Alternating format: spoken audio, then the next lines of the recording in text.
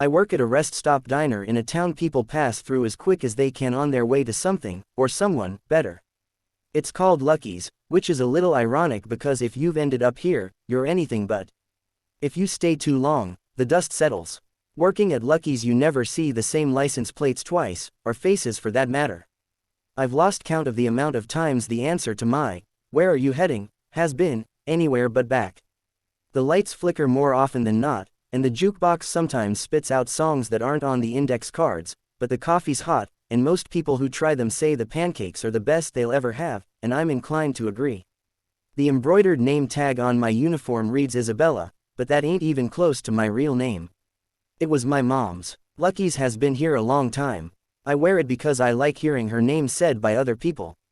It's like she's still here, still coming up in conversation. Like she might walk through the door any second and isn't buried in the cemetery just past the strip club. Lucky's is also always open. Always. Working long shifts serving drifters and truckers and runaways, those who have become impermanent out on the highways, you get to know how to read people pretty quick. When you move around that much, always on the road, you leave parts of yourself behind sometimes, lost between the miles. Sometimes, people are just driving because there's nothing else left to do. Working at Lucky's I've seen all sorts of lost things. I once saw a man hit a deer with his truck and pull over to bury it in the red dirt, digging as the sun went down, tears a steady flow down his face as he fought the ground to cover up what he had done. I once had a man I recognized from the news leave me a blood-stained $20 as a tip, sad-eyed in a denim jacket that barely hid the gun taped to his ribs. I once saw a one-armed girl no more than 16 stand up on the roof of her car and sing, until a coyote came and sat in front of the hood, howling along.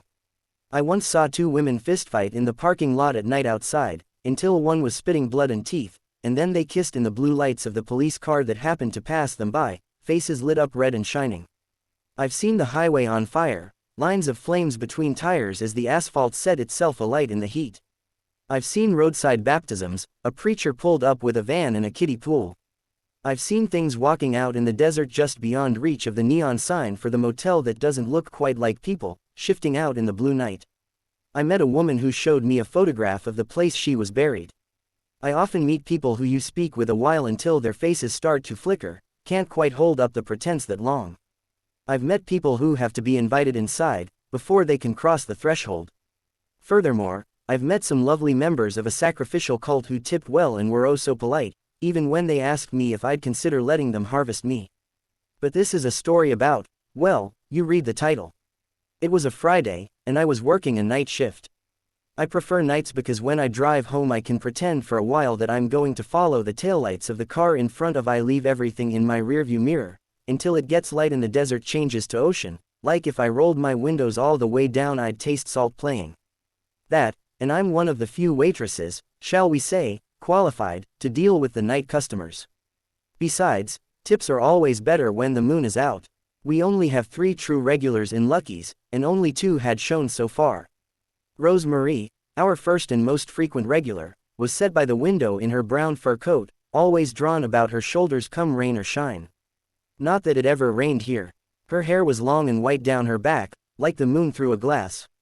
She waved over to me, gracing me with a wink that made her crow's feet deepen, all the more beautiful for it. Rose Marie liked whiskey in her tea. Occasionally, she fed cake crumbs to the voodoo dolls she carried in her pockets. She was also a chronic insomniac and liked the company of Lucky's when sleep was hiding from her. She continued to shuffle through the deck of cards she had already set up on the tabletop. I watched her thumbs flipping over 2 jokers. Rose Marie liked to divine the future when she had the time.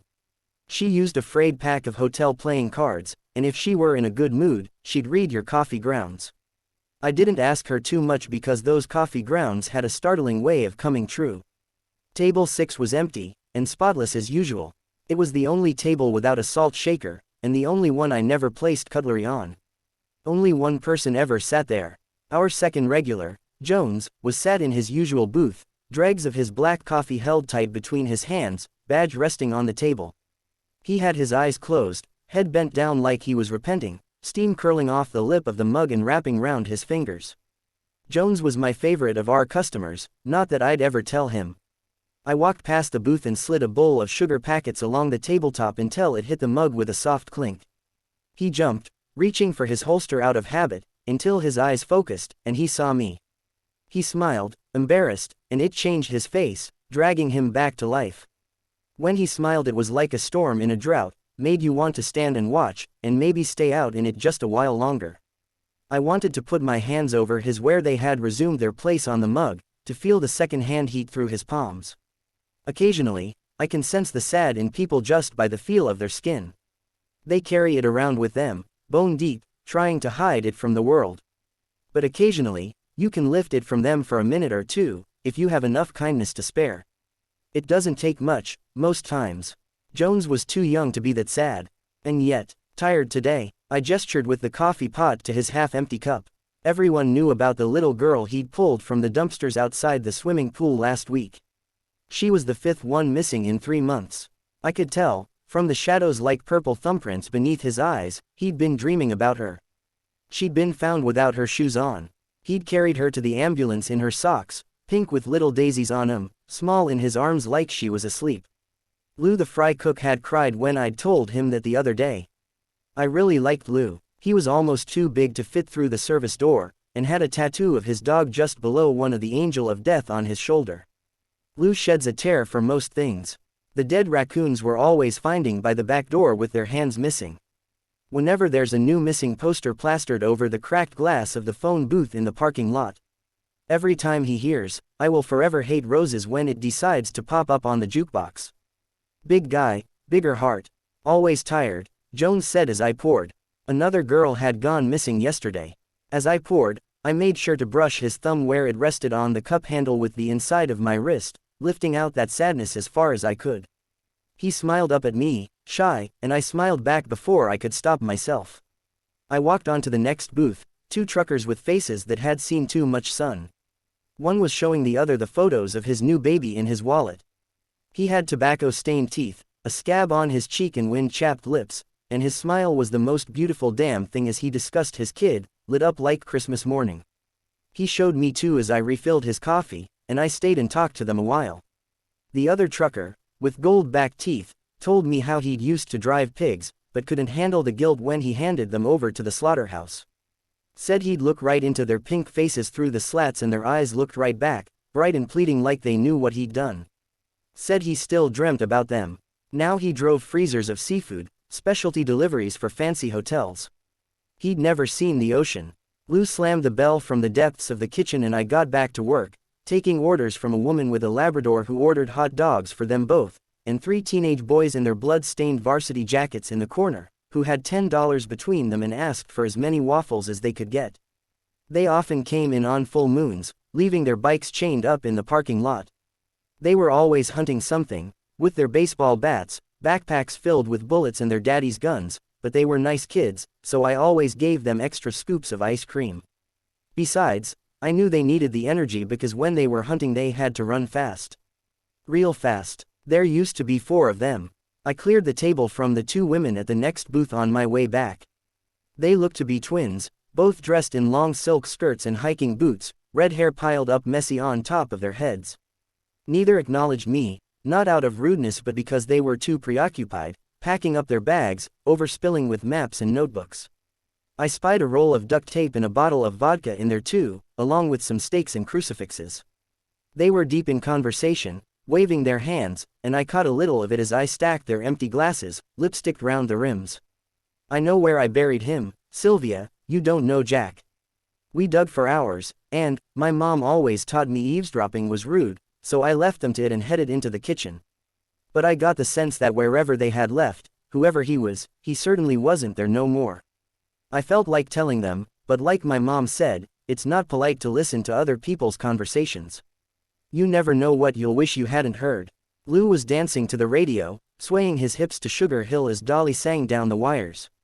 He waved at me with the spatula he was using as a microphone. Carlos handed me a plate of pancakes. Carlos had worked here so long he'd known my mom, and was the only one who knew my real name. He sometimes came with me on the weekends to change the flowers on her grave.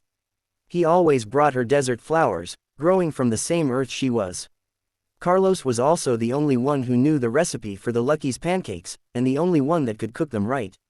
On days when he wasn't working, we had no pancakes. Simple as. That was just the way it went. I'd learned that the hard way, but that's another story.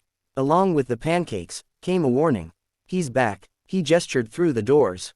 Table 6. Our final regular had shown. It had been a while since he'd been around. I hadn't even seen him come in, but that wasn't unusual. He moved in mysterious ways. I raised an eyebrow.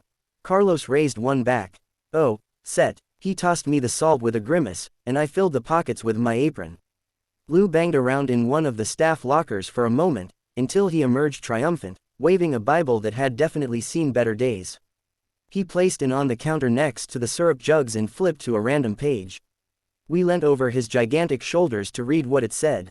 Keep far from a false charge, and do not kill the innocent and righteous, for I will not acquit the wicked. Lou shrugged and patted me on the shoulder. I don't get paid enough for this. I took the pancakes to table 6, which had been empty the last time I'd looked. It was now very much occupied. The man sat at table 6 was smiling as I walked over. If you could call it a smile. It was more like a rectus, lips straining deep red at the corners of his face. His eyes kept darting from side to side, too fast to count, like his pupils couldn't make up their mind where they should be. His hands shook as I got closer, hovering like flies on a carcass. I tried to lean as far away from him as I could as I placed the plate on the tabletop, but as I pulled my hands away, he darted his neck out fast, whipping his head up and tilting his face towards me. He sniffed in, hard, eyelids fluttering. He giggled, shrill, like it was stuck on the roof of his mouth. I recoiled, trying to hide the urge I had to run back to the kitchen. There's something about hearing a grown man giggle that makes the skin crawl. Can I get you anything? I asked, faking bright. I'd take your name. He gripped one of the pancakes in his fist, turning it to mush. I tapped the name tag on my uniform. He shook his head, grinning, shoulders almost vibrating with this strange fluid roll as his smile slipped for a second, front teeth jutting suddenly, tongue sharply poking out. Filth was caked under his nails, red like the dirt on the sides of the road. Then he was smiling again, swaying slowly from side to side, feral, in his hunting jacket. His hair hung in greasy strings around his ears, like blonde rat tails, and they swung with him, back and forth. Isabella, Isabella, Isabella. It don't suit. He suddenly slammed his hand up to his face, shoveling the crushed pancake into the gaping hole of his wide mouth. I jerked back, the movement was so sudden. I shoved my hands into my apron, reaching for the salt, and his eyes narrowed. There's no need for that, came a voice from behind me. It rolled across my shoulders, deep, to the bone. Mr. Prince. I turned to face our third regular, relief mixing with fear in a swirling pit in my chest. Kind of like that feeling you get at a fairground in midsummer, when you've been on a carousel too long, and part of you knows you need to get off, but the other part doesn't want to leave because you know as soon as you stand still you're going to be sick. Mr. Prince had that effect on people. Mr. Prince was dressed, as always, in his black pinstripe. His Stetson was darker than the night outside, and his boots shone like they were wet. If you didn't notice the upside-down crucifixes embroidered daintily onto his custom lapels, you'd think he was just a man with money, maybe mixed up in something a little shady, like oil or pharmaceuticals. He was handsome by the way of his jaw, with his bone-white smile, but his black sunglasses were balanced on the bridge of his nose, silver-rimmed and gleaming, hiding his eyes as usual. When he spoke, it was a drawl, dragged up from the depths of the South. I apologize for my acquaintance. He's a little. Mr. Prince glanced at the man sat at table 6 as he panted with his tongue hung out, like a dog. Overexcited. Mr. Prince sat down and the lights above the booth flickered. He tilted his hat back on his head and the jukebox coughed and skipped, and suddenly Robert Johnson was on and singing about that damn crossroad again. Mr. Prince popped a Marlboro Red between his teeth, and pushed the window open a sliver with the knuckles of his left hand. The silver pentagram ring on his wedding finger clacked against the glass. Mr. Prince smiled, the way snakes do when they're watching you from the grass on their bellies. The cigarette was now smoking between his teeth, although he hadn't moved. Besides, Leroy ain't the type for salt. He's just a man. He looked him up and down and his top lip curled. Barely. He turned to Leroy. I see you started on my pancakes. But what's the point of good food if it ain't for sharing? Leroy giggled that strange high sound that made me want to run, and shook a little. Everything about Leroy made me nervous, fight or flight, getting ready to flood my system. Everything about Leroy made me nervous, fight or flight, getting ready to flood my system. Mr. Prince handed Leroy a menu. Order whatever you want. He leant forward and the lights flickered. Leroy ordered 4 cheeseburgers, and a glass of milk. Well, if that's all. I managed. I could feel Leroy's eyes clinging to my back as I left. Rose-Marie waved me over before I could get back to the safety of the kitchen. I wouldn't worry about him, darlin'. She crossed herself, and tapped the card on top of the pile. The Jack of Spades. It had its eyes scratched out. But not by Rose-Marie. It looked as if it had been printed that way for years.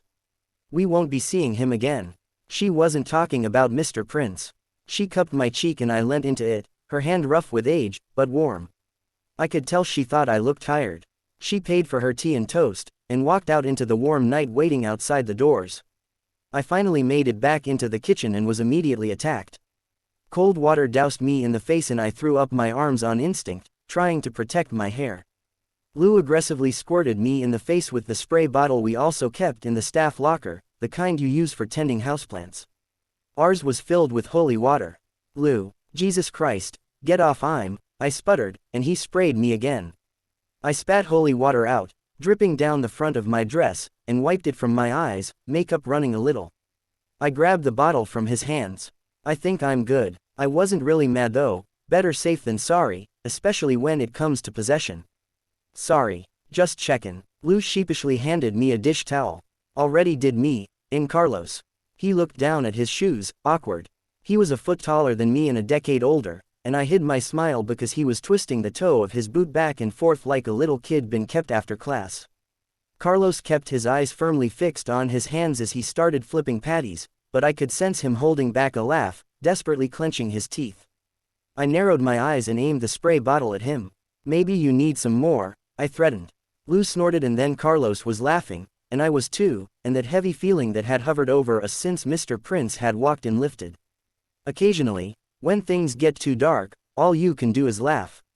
Mom always said that when stuff gets rough, you can either choose to laugh or cry. I never saw my mother cry. It was coming up on 3 in the morning as I took the burgers back to table 6. Leroy visibly drooled and clapped his hands as I walked over. I put the plate in front of him as quick as I could, but as I pulled back, his head darted forward, and he licked the inside of my wrist. His tongue was long and wet against my pulse. I recoiled like I'd been bitten, and he laughed, shrill and manic.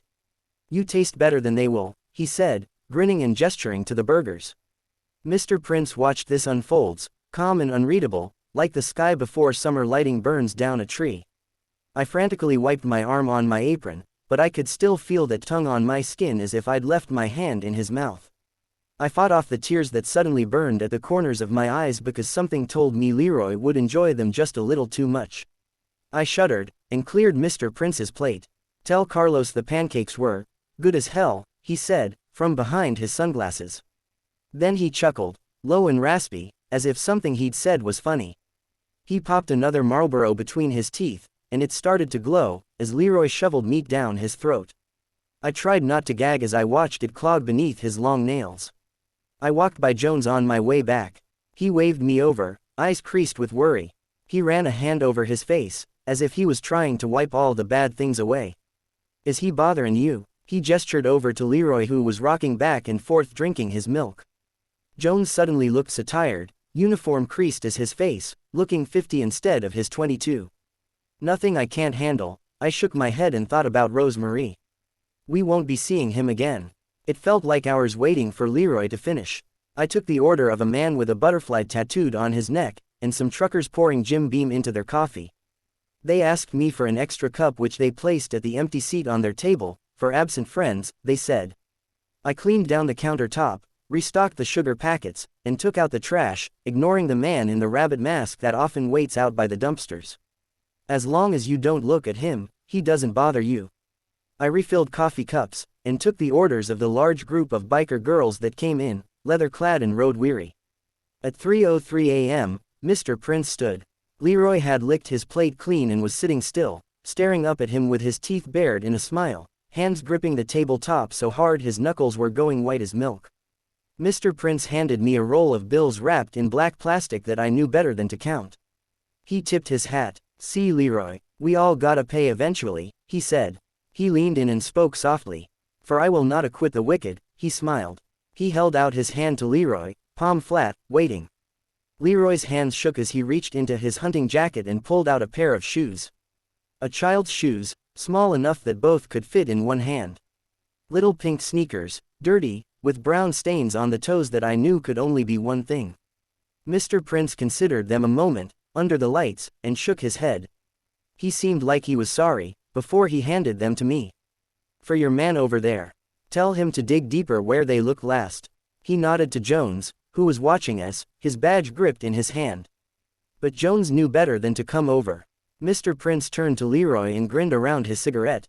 "We've got a ways to go, the road we're tackin'. They say it's paved with good intentions."